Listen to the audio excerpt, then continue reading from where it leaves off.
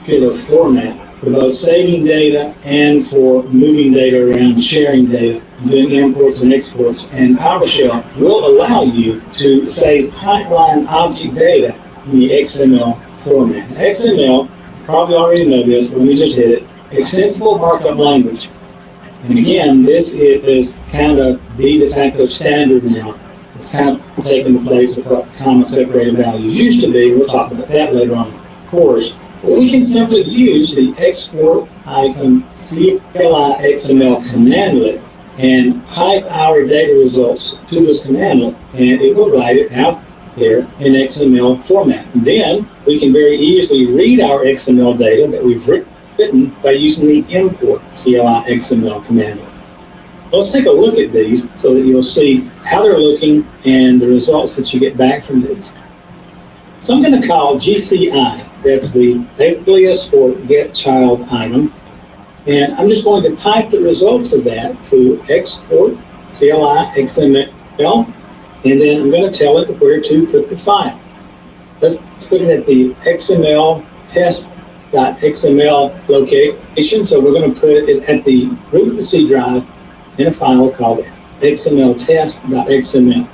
And this will create the result sets of the get child item as an XML file. Now we execute the command, and just like that it happened.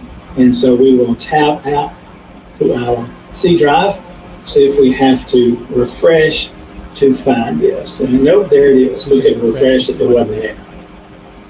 If I double click this, I'm going to open this just in Notepad, and you can see that it has written, and notice this schema right here. This is something you'll have to deal with later if you want to work with this in other locations and tools and so forth. But for now, notice this is the XML format that we got.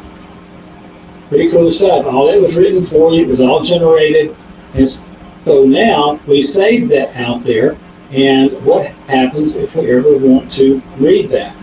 Very simple. I'm going to create a variable called X, and I'm going to set it equal to import CLI XML. And then once again, we'll just point to our file that's out there. Just like that, we've loaded $X. So if we read $X now, you can see that we're reading from XML format. So we're reading from this XML file out here, converting it back to data. It looks more standard than we're used to. Very, very easy to read and write. So I could save something in an XML format so that I can interchange data with other people.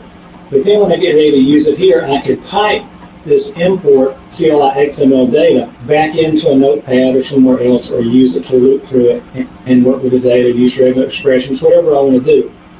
I'm hoping you can kind of get a glimpse of the power that can happen here with this. So working with XML within PowerShell is very easy to do, as long as we're generating our own XML. You will get into some other situations. I don't want to go into that in this course. It's too deep because of those namespaces and so forth. But there are ways around that. XML is a deep world, as you know.